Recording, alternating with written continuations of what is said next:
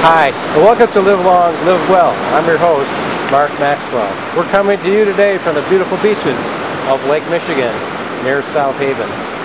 Did you know that most doctors believe that 90% of all illness is caused by stress? Well, obviously, learning how to relax and reduce your stress levels is key to maintaining your health. And that's what we're going to talk about today. We're going to cover some basic techniques to help you learn how to relax and learn how to manage your stress. Stay with us. I hope you enjoy the show.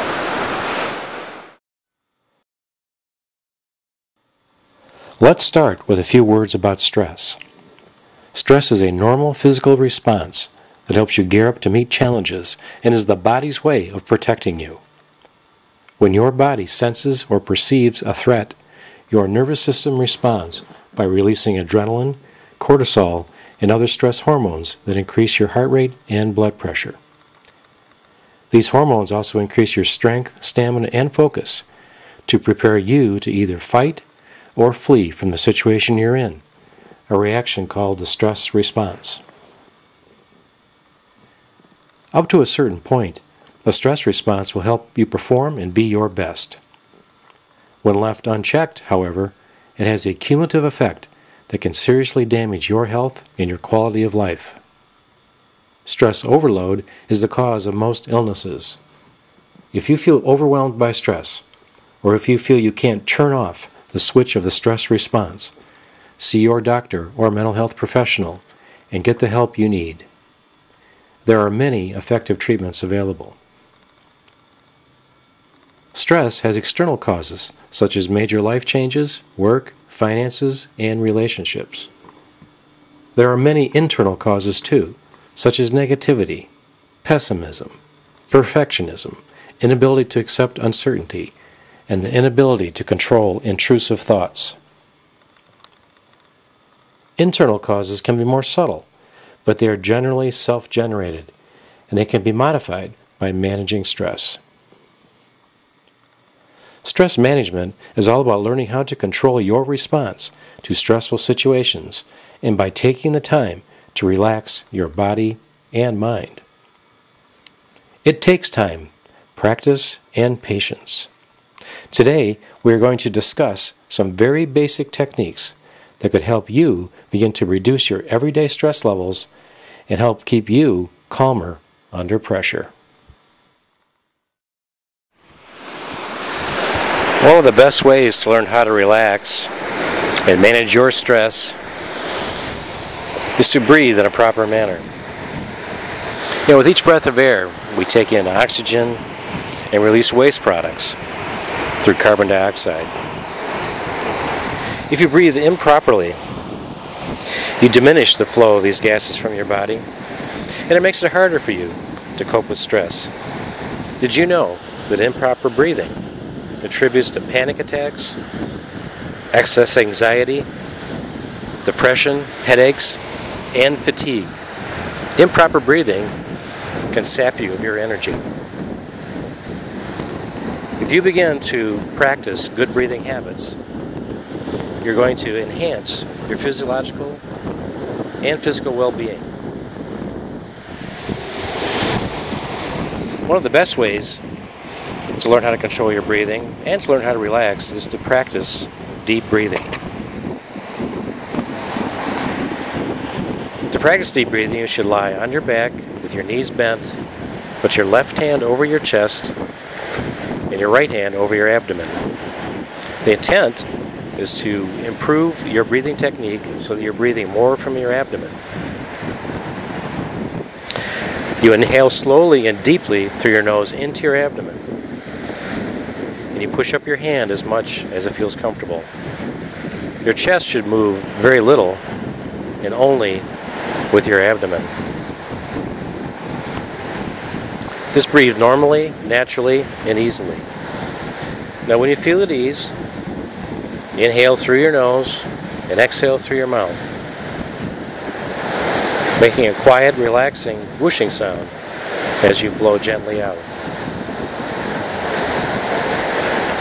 Your tongue, your jaw, and your mouth should be relaxed. Make sure to take long, slow, deep breaths that raise and lower your abdomen. Focus on your breathing, hearing the sound, and feeling the breathing as you become more and more relaxed. Make sure you continue deep breathing for only about 5 or 10 minutes at a time, once or twice a day. Then, if you want to, you can gradually extend this period to about 20 minutes. Practicing deep breathing on a regular basis is going to give you more energy and generally improve your health.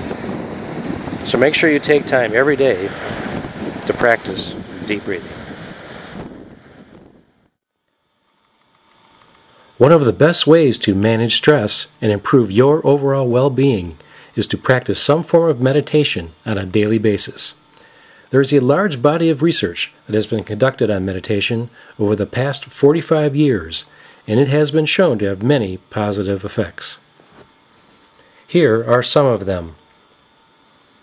Increased relaxation, a decrease in stress, an improved ability to focus, improved memory, increased creativity, lower blood pressure, lower cholesterol levels, a decrease in alcohol and drug abuse, increased productivity, a natural change in breathing, improved overall health, and what we really like here at Live Long, Live Well, a reversal or slowing of the aging process. There are a multitude of methods and styles of meditation. You have to find the approach that works best for you. It seems that the body may have a built-in predilection to meditate, and the more we tap into that mind-body connection, the more it releases the God-given ability of the body to heal itself. A basic technique that I like to use is counting my breath as I inhale and exhale. It helps me to focus and keeps my mind from wandering or dwelling on intrusive thoughts. I usually count in groups of 4, 1, 2, 3, 4, when I inhale, and the same when I exhale. If I am tense or anxious, I will count 1, 2, 3, 4 somewhat slowly on the inhale, and 1, 2, 3, 4, 5 again naturally and somewhat slowly on the exhale. This prevents shallow breathing or hyperventilation, which induces panic. This is also a good technique to use in any tense or pressurized situation where you want to calm yourself down. Once I am relaxed and focused on my meditation, I usually stop counting and just focus on the ebb and flow of my breathing. In the late 1960s, Dr. Herbert Benson and his group at the Harvard Medical School did extensive research on meditation. They were primarily interested in whether or not meditation could ameliorate the physiological effects of stress. Benson and his colleagues found that in meditation, heart rate and breathing rates were lower. Oxygen consumption fell by 20%. Blood lactate levels were lower. And alpha brainwave patterns increased, demonstrating the subjects were in a relaxed state. Benson and his group asserted, after extensive research, that any meditation practice could duplicate these findings, as long as a focus word or repetition was used, and a passive attitude was taken toward intrusive thoughts. Benson went on to define the bodily calm that had the opposite effect of the fight or flight response as the relaxation response. The relaxation response results in many long-term health benefits and can be induced by very basic mental focusing or meditation. Repeated activation of the relaxation response can reverse and heal the internal wear and tear that is the result of stress.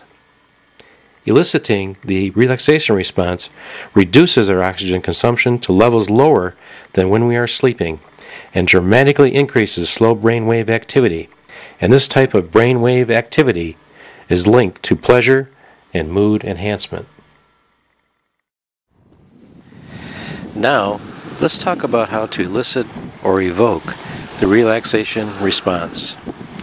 It can result from meditation or by a variety of techniques, including prayer, progressive muscular relaxation, and various forms of physical activity. I think it is easiest to begin in a meditative form. There are only 2 basic steps to elicit the relaxation response. First, repeat a word, prayer, phrase, sound, or muscular activity. And second, when thoughts enter your mind, passively disregard them and return to your repetition. You have to develop your own technique rooted in your belief system. But here's a sample technique based on what Dr. Benson suggests. Choose a focus word or short phrase that is part of your belief system. Get comfortable and sit quietly.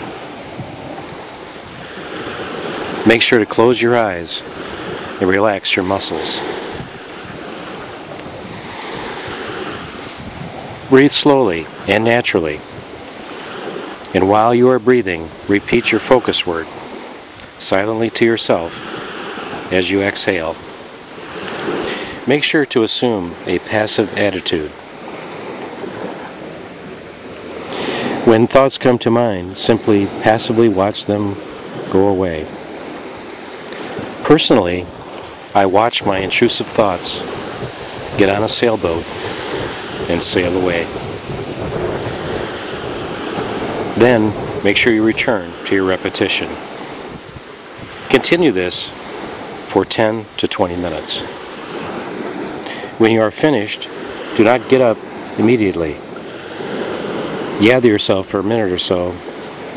Allow yourself to return to the world